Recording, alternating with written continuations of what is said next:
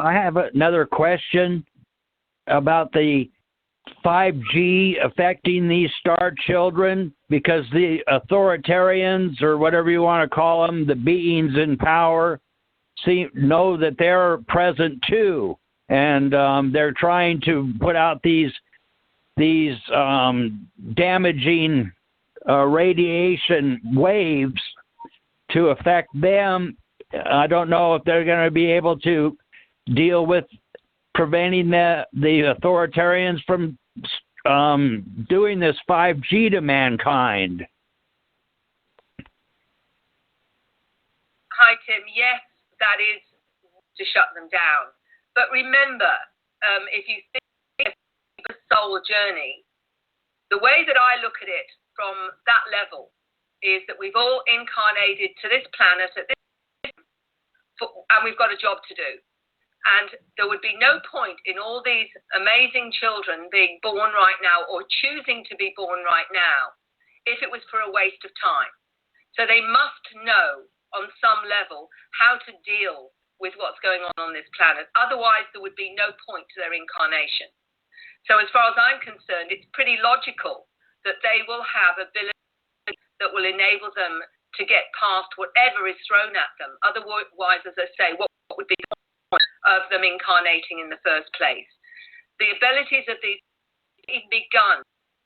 It's just what their abilities are. When I was talking to one, he was a 9-year-old boy. He lives in the US, and I was talking to his father over Skype, and he asked his father, could I speak to Mary? This young 9-year-old, why is it you feel you can speak to me? And he said, well, it's because of your frequency. He then told me that he was aware he'd been taken to an underground base.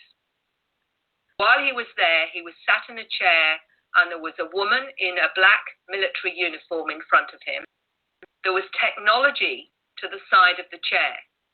He explained to me that her purpose was to bring down his frequency, his technology, to reprogram him and to get information about what he knew. He was aware of what he was doing, so he kept his frequency higher so she couldn't do that. So that's one example of how aware these children are. Good. How's that going to affect the rest of us, though, that aren't the star children? These 5G, if they don't prevent it from taking place, will be mind controlled, like robotized or something, it sounds like. Tim, we've already been robotized to a fair extent as it is, but it hasn't stopped us from waking up because the programming has been insidious. But the mere fact that it's supported by many benevolent intelligences, the fact that more and more people are tapping into their awareness, we're finding more becoming clairvoyant, clairaudient, seeing energy fields, are able to communicate with these intelligences, people getting downloads of information and what have you. They're not able to stop that. That's going on despite all the fear, the propaganda, the chemtrails, the pollutants. We're a lot stronger than they tell us we are. And that's the important thing you've got to remember. You've come because on some level your soul has chosen to come and experience this, not because you're going to be wiped out by it, but because on some level you're going to understand and know what to do with it. So it's about you accessing that awareness, that understanding, and not letting fear, which is what they're using to control this planet. It is all, I call the news the doom and gloom show, but I watch it because I want to know what lies they're telling so that I can work out what the agenda is. So once you wake up to that, and you can do things to protect yourself, there are lots of things. Make sure you eat healthy organically. Make sure that you don't get exposed to too many of these frequencies. Your body and your consciousness is a lot stronger than you think. And you've come here as a soul with the tools you need. Otherwise, what would be the point?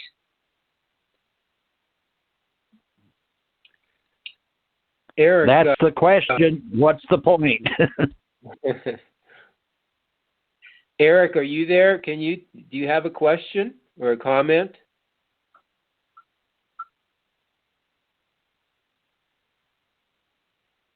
Eric, maybe. There he is. Hi, hello everyone. I was just listening to all of it, seeing all the viewpoints everyone is sharing. Well, I try not to predict the future or anything like that because everything really is up to free will. I think it's really important to support all of the awareness that is being shared across the globe right now. I see the children as very, very important because, I did say I don't want to predict the future, but the children are the future of this planet here.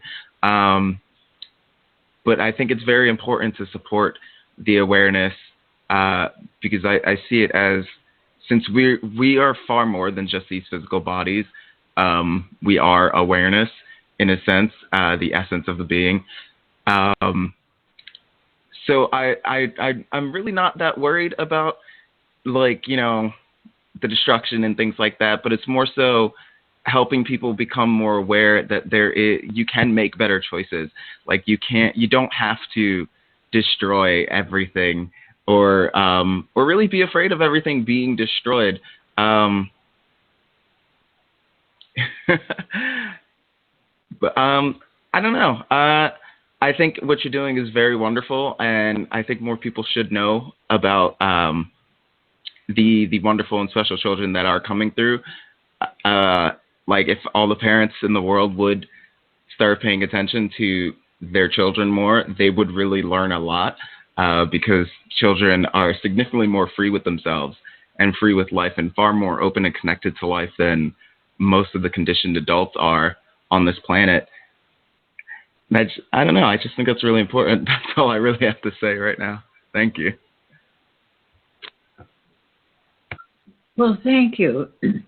That's wonderful. That was a good observation. Would anyone else like to, Kelsey?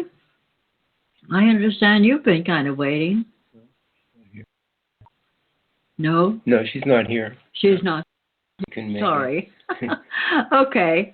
We had a couple of guests that couldn't make it. They really wanted to go on, Mary, but they're a couple of our seers, and they work on the we call it the real side or the inner, and they're working with the Orion Council, which has been bumped around, moved around. The Queen has been put away. The Queen of Orion has been put into the Phantom Zone because she's not been cooperating with some of the things we've suggested. She's pretty arrogant, actually. So she's been put away, and the Orion Council has gone through several changes where right now the youth actually are the mainstay of the council. I mean, their youth are like 500 years old, because they live to be thousands of years old, the Orions do. But we're working with them. And anyway, the two that we're going to be on tonight because of other commitments, one was sick, one had a commitment. But we're aware of what's going on, both in the physical. That's part of what we do. We help people become aware of the scientific, educational, political, social, all the manipulations that are going on with what they're doing with the social engineering, and then on to more of the subtle areas of what they're doing to enslave people. We call it, there's a term, tap lining, which is the bad alien they do to us in the dream state. It's like a subtle, well, it's actually a physical attachment they put on the back of the back and the spinal area, and it's a way to enslave and bring back for more reincarnations, people, and to hold them as basically slaves to whatever they want to do to us. But that's another thing we help people become aware of. But the main thing here, just for your information, just to expose you to this, what we do is to help people become aware that there's actually two parts here. There's creation, and there's the real universe, is what Tim mentioned. And creation is everything, the levels, like Tim mentioned, the physical, the astral, the causal, the mental, and that's, huge, big, even the physical universe, all the star systems and all. But you get into the astral, it's even greater. And you can get totally absorbed and lost and, very easily, because there's a lot of deception going on, even in the. So a lot of these religions, predetermined and areas that you can go to, dimensions and everything. Just like here, there's a lot of deception going on. So what we do is we provide guidance through these areas to, we call it the real awareness, or the real universes, because all the creation worlds are still in, you could say, an illusion. They're still created. They're a created consciousness. Consciousness is created. It's not. It's not like it's something that is created. So the real universe is what we call, it's an isness. It just is. You can't add to it. You can't create. You can't do anything. It just it stands alone. It has nothing to do with creation, although creation is part of it, but it has nothing to do with creation. So it's a matter of recognition and not manifesting something or believing in something or moving into. There's no movement. It's just a recognition, because it already is here. It's just an isness, and it's very hard for people to pick up. So that's why we talk about going through. You have to go through yourself. It's not about somebody else. Somebody else can guide you or give you hints or references, point the way, but it's up to each one of us to actually recognize this isness. It's a here and now, and it's different than Eckhart Tolle, that kind of now. It's actually a reality, not just an idea. So it's very interesting. It's very difficult, challenging to get this across to people, and that's part of what our nonprofit is involved in, is just guiding people and educating them that there's actually the creation, and then there's this isness, and this isness, to the mind, it doesn't exist. It's an unknown. You have to take a risk to actually get beyond the mind and all these dimensions and planes and levels of existence, that the mind is either conscious of or unconscious of. But it can go to, it can experience bliss and joy and peace and happiness and all that. That's fine. Nothing's negated, but this isness actually is beyond. It's not even beyond these things. It just is. And just for the mind to grasp that, it's impossible. So it's what we're doing here with, Eric here and Tim and Lila, myself and others. We have just a few people here actually that get this, recognize this. But I just wanted to share, and that's what we're doing. We're just sharing. We're not a movement or a teaching or a path or anything like that. We're just sharing what we found with this reality that just is. It's very fascinating the way it is, and I appreciate you listening to us. But go ahead, Lila. Yeah, I think this is very exciting. All of us together, we're just trying to wake up people. They're just in La La Land here, and think that everything's going to be okay, and they don't listen to you, and you're far out, and we're far out. And, you know, if we all could get together and just really make a movement, you know, to wake people up, because if this planet is just slowly being destroyed. None of us want that. What do you say, Mary? I think you're absolutely right, Lila, and I think every one of us has come in with unique understanding and perspective to actually broaden the perspective of listening to each other and how we see the world, how we understand it. Absolutely. What makes is really the important thing. It's not about you're right and I'm wrong. We all just have a unique perspective on reality in our lives, and by listening to each other, we get even more of a perspective that helps us on our planet. And that, for me, is the ultimate, most important thing to do of all, which is just to give people love and the acceptance that everyone deserves.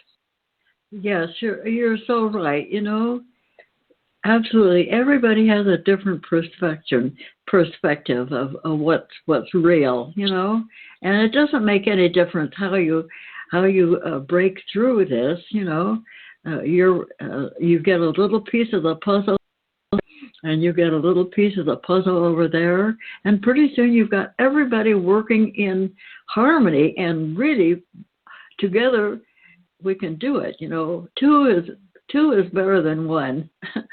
And I think that if we put everything together, and really will have a lot of power and a lot of direction for people. Well, for me, that's how you get to see the elephant that we've all got bits of. Yeah, you're right. Some people say, I know what it's all about, and they've got the tail. And somebody else says, oh, I know what it's all about, and they've got the ear. And somebody else has got the trunk. We actually still only got bits of the elephant. So the more we hear of other bits of the elephant, the more we've got a better idea what the elephant looks like. Oh, you're so right. You're right on. That's it. Are you still there? Yeah. Yeah. I'm still here. Okay. Well, to the next question. I think our time is up. It looks like it's getting to be that time. It's time for us to kind of digest, and I hope that, I mean, we've had a wonderful evening tonight. You know, what a bedtime story this is. This is just really outstanding, and we are so honored to have you. Honestly, Mary, you're just wonderful, and we appreciate you and love you. And I think that if we all get to work together, we can maybe save this planet. I think we can. Okay, Mary. It's been an absolute pleasure, Val and Tim and Lila. Thanks for inviting me, and I hope you have a really good evening. Thank you, Mary, for coming on. Yeah, well, thank we'll you keep so in touch. much. We'll keep in touch. Thank you. And sweet dreams, Mary. Thank you very much. Take care. Bye from now. Bye. Good night.